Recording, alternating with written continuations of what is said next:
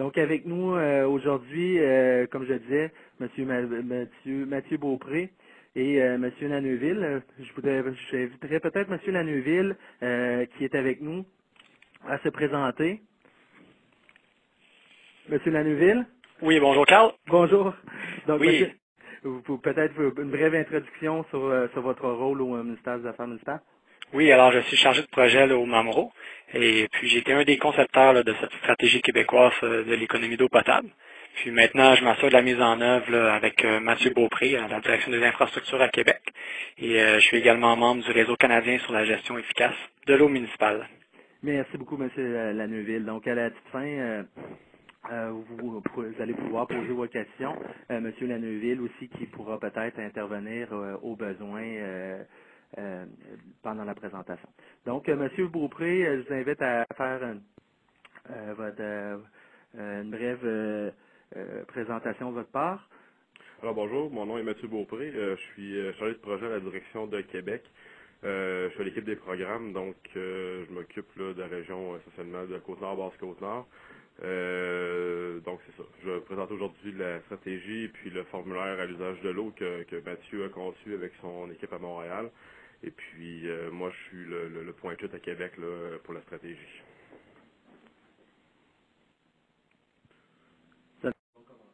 Web. Donc, la conférence va être en, si on veut, trois parties. La première partie va être une présentation de la stratégie proprement dit.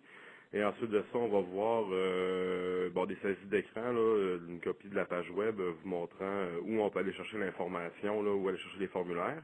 Et puis ensuite de ça, on va voir le formulaire proprement dit. Donc, la version allégée qu'on vous a envoyée du bilan que vous devez produire pour avril 2012. Donc, on va y aller avec la présentation de la stratégie. Donc, voici un bref un plan de la présentation. Donc, on va y aller d'abord avec pourquoi une stratégie d'économie d'eau potable, donc d'où ça vient et puis c'est quoi la démarche qui nous a menés jusque-là. Ensuite de ça, un résumé de la stratégie. Hein. Donc, on va voir les objectifs, la clientèle visée, les mesures et engagements, les économies potentielles, on parle d'économie monétaire, et puis le plan d'action de la stratégie. Et on va finir avec les prochaines étapes importantes dans le cadre de la stratégie et où aller pour aller chercher plus d'informations. Donc, pourquoi stratégie comme l'eau potable?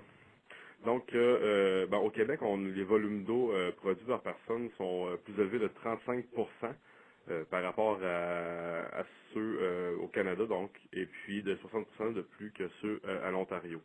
Donc, les conséquences directes de ça, c'est une surutilisation de la ressource. On puise beaucoup trop d'eau pour nos réels besoins.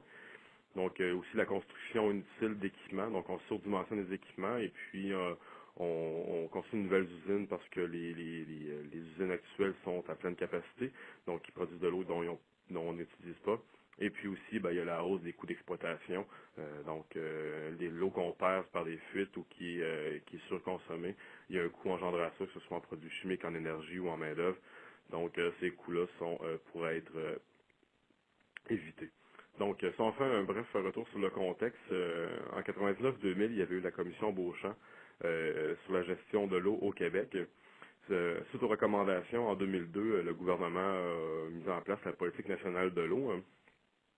Et puis, la politique nationale de l'eau, il y a 57 engagements, et dont le Mamro est responsable de 14 d'entre eux. Et puis, en dessous de ça, dernièrement, là, on parle en décembre 2010, il y a eu le règlement sur les redevances exigibles pour l'utilisation de l'eau. Donc, toute industrie ou municipalité qui puise plus que 75 mètres cubes par jour doit payer des redevances au MDDEP.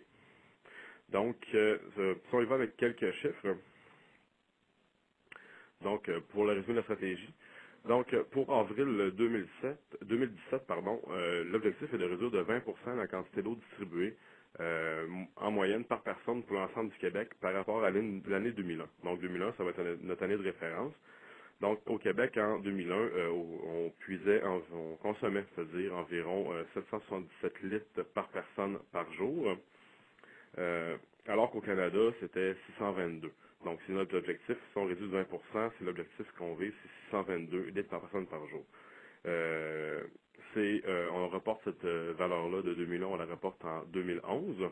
Donc, on part de cette valeur de 2001. Par exemple, au Québec, entre 2001 et 2006, on a connu une augmentation des volumes distribués. Donc, on est passé de 777 à 795, alors qu'au Canada et en Ontario, on a vu des réductions. Donc, au Canada, on est passé de 622 à 591, alors qu'en Ontario, on était déjà à 533, et puis ils ont diminué jusqu'à 491 litres par personne par jour, ce qui représente une diminution d'environ 8%. Donc, les objectifs, c'est ça, c'est pour de 2011 à 2017 de réduire de 20% la quantité d'eau distribuée.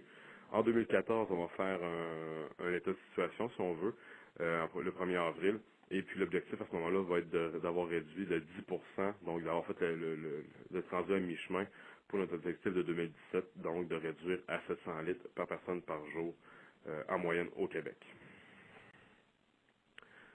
Ensuite de ça, le deuxième objectif, ça concerne les fuites.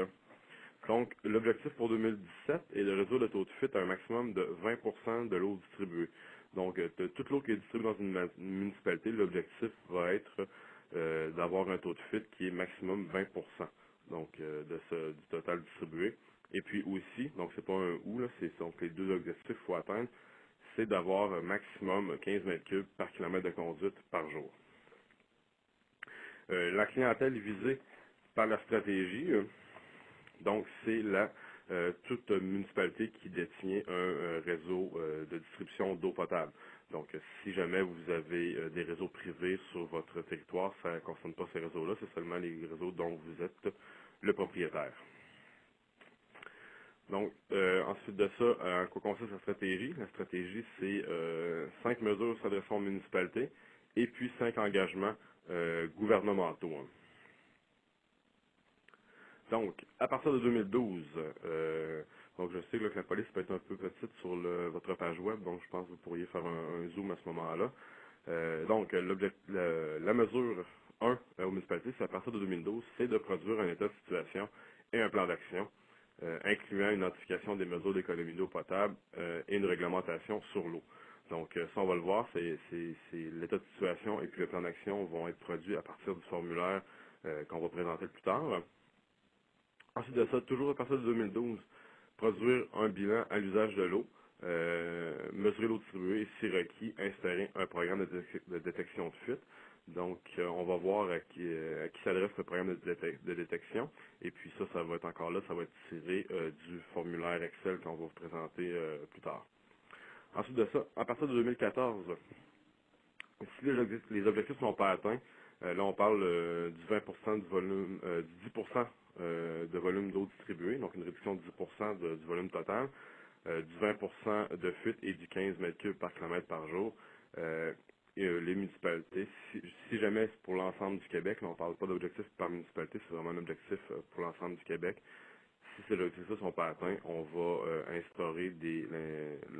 on va implanter l'installation de compteurs d'eau dans les secteurs non résidentiels des municipalités. Il y a des municipalités qui vont être exemptées, c'est des municipalités qu'on va qualifier de performantes. Ce qu'on entend par performante, c'est les municipalités qui vont se situer dans le premier quartile canadien. Donc, on va vous comparer aux municipalités de même dimension à travers le Canada. Et puis, si vous êtes parmi celles-là, donc vous allez être exempté de cette mesure-là. Pour vous donner une idée environ, c'est quoi, quelles sont les quantités distribuées dans les municipalités qui font partie du premier quartile canadien. Donc, ça se situe environ pour les petites municipalités aux alentours de 350 litres par personne par jour, aller jusqu'à grosso modo 450 litres par personne par jour pour les très grandes municipalités. Donc, si vous êtes dans le premier quartier canadien, vous allez être exempté de cette mesure-là en 2014 si jamais on en vient à l'installation de compteurs d'eau dans les secteurs non résidentiels. Ensuite de ça, à partir de 2017, si les objectifs ne sont pas atteints, là, on parle du 20% de réduction de volume total d'eau distribuée et puis du 20% en fuite et du 15 mètres cubes par kilomètre par jour. À ce moment-là, ça va être l'instauration d'une tarification. Encore là, les municipalités, si jamais on en vient à cette mesure-là, si il y a des municipalités qui vont être exemptées, c'est les municipalités performantes, on va aller avec les mêmes critères que j'ai décrits au point 3. Et à partir de 2012, les municipalités propriétaires de réseau devront présenter un rapport annuel sur la gestion de l'eau au conseil municipal. Donc le rapport, c'est tout simplement le bilan qui va être produit au point 2 et puis l'état et le plan d'action produit au point 1. Donc tout ça, dans le fond, l'article 1, 2 et 5 proviennent du formulaire Excel et c'est ce que vous devez faire pour l'an prochain, c'est-à-dire en avril 2012. Ensuite de ça, les engagements du gouvernement. Donc, le gouvernement s'engage à rendre conditionnelle l'attribution de toute aide financière à la production du bilan par les municipalités. Donc, nous, en tant que chargé de projet, l'objectif qu'on a pour l'instant, c'est si jamais vous avez une demande d'aide financière dans le cadre d'un programme de subvention et puis que vous ne produisez pas votre bilan pour 2012, on va arrêter l'analyse, on va suspendre l'analyse de votre dossier tant que vous n'aurez pas soumis votre bilan. Donc, ça ne s'adresse pas pour l'instant à la taxe, parce que la taxe sur l'essence, c'est de l'argent qui vous est déjà attribué.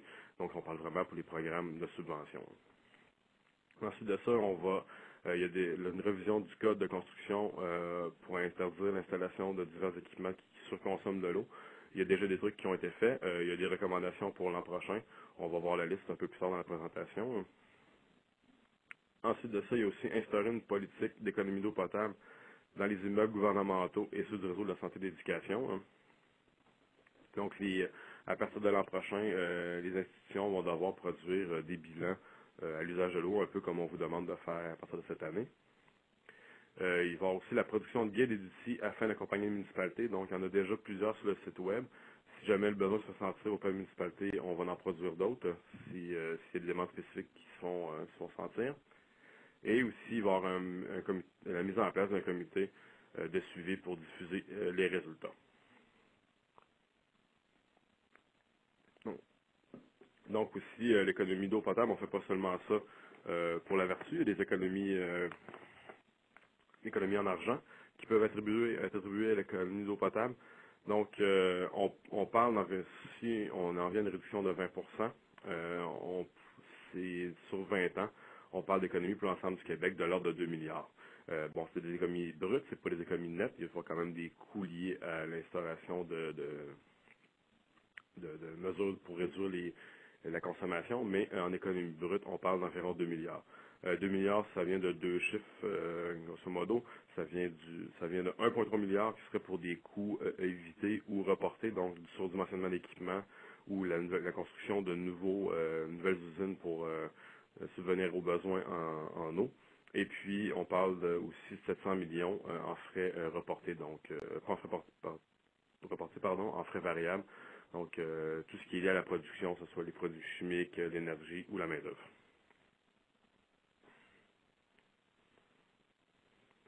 Donc, le plan d'action. Les actions prioritaires sont, premièrement, c'est de communiquer efficacement la stratégie. Donc, vous avez reçu de l'information via vos unions municipales, sur le site du ministère. Présentement, c'est la dernière conférence qu'on donne. Il y a une série de formations dans les différentes directions régionales et puis on a fait 2 conférences web, donc c'est de communiquer efficacement la stratégie. Il y a la mise en place d'un comité interministériel. Donc, dans le comité interministériel, et puis il y en a un aussi municipal. Donc, dans le municipal, les partenaires sont le MAMRO, l'UMQ, la FQM, Ville de Québec, Ville de Montréal. Dans le comité interministériel, il y a plusieurs ministères, donc le ministère de Santé et Services sociaux, le ministère de l'Éducation, Loisirs et des Sports, le MDDEP, le ministère du Développement économique, d'Exportation et d'Innovation, la Régie du bâtiment du Québec et puis la Société immobilière du Québec. Et puis aussi, il va y avoir la mise en place d'un comité technique pour supporter, conseiller les différents acteurs dans la stratégie. Donc, différentes associations d'ingénieurs municipaux conseils, les centres de technologie, des instituts de recherche, réseau environnement. Donc, il y a plusieurs si on veut, partenaires techniques dans ce comité-là. Et puis aussi, il va y avoir de préparer des guides et des modèles de documents facilitant la mise en œuvre de stratégie. Donc, il y a le guide de l'économie d'eau et des municipalités que vous trouverez sur le site web du ministère. Il y a le formulaire à l'usage de l'eau qu'on va voir plus tard. Il y a le modèle de réglementation municipale à l'usage de l'eau potable que vous allez devoir passer dans votre municipalité. Le modèle va être en ligne. On prévoit de le mettre en ligne d'ici décembre ou début décembre. Donc, pour l'instant, il n'est pas encore. Et puis, il va y avoir d'autres documents selon les besoins, si jamais on les demandes spécifiques venant des municipalités. Toujours dans le résumé de la stratégie et du plan d'action. Donc, il va y avoir la réalisation d'une étude économique sur l'impact de la tarification de l'eau. On est en train d'évaluer le mandat qu'on va donner, puis on a une offre de service. Donc, ça va être une étude pour savoir quelle serait une tarification adéquate et puis donc quels seraient les impacts de cette tarification-là. Donc, ensuite de ça, il va y avoir s'assurer de la mise en place que les mesures des communaux dans les institutions. Donc, il va y avoir un projet pilote avec le Centre de technologie de l'eau et les différentes institutions. Il va y avoir un formulaire de l'usage de l'eau pour les institutions à partir de l'an prochain. Il va y avoir de la sensibilisation auprès du personnel et de la clientèle. Et il va y avoir des programmes éducatifs adaptés. Et puis, si requis, il va y avoir l'installation de compteurs dans les institutions en collaboration avec les ministères concernés et puis les municipalités où les édifices se trouvent. Donc, on parlait plutôt de réviser le code de construction. Donc, depuis 2008, il y a eu l'interdiction de la mise en vente des robinets d'évier qui consomment plus que 8,3 litres par minute. Et puis, de la mise en vente aussi des pommes de douche qui consomment plus que 9,5 litres par minute. Il y a eu des recommandations pour 2012, l'interdiction de la mise en vente des toilettes qui consomment plus que 6 litres par chasse, des urinoirs qui consomment plus que 1,9 litres par chasse, une installation d'urinoir chasse automatique. Donc, si jamais vous avez des édifices avec des urinoirs chasse automatique, vous pouvez les réparer. On parle seulement ici là, pour le cas de nouvelles constructions. Aussi l'installation des broyeurs à déchets et puis l'installation d'un nouveau système de climatisation et de refroidissement à l'eau potable.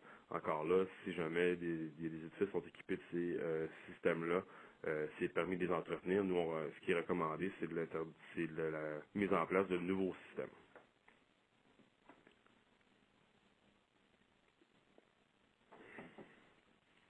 Donc, toujours dans le résumé de la stratégie, donc, pour 2012, on va tenter d'élaborer une certification pour reconnaître les municipalités performantes. Donc, mis à part le fait là, de la municipalité qui se situe dans le premier quartile canadien, il va y avoir, on a fait dressé une liste de critères ici, mais c'est pas encore défini lesquels vont se retrouver pour la certification. Donc, il va y avoir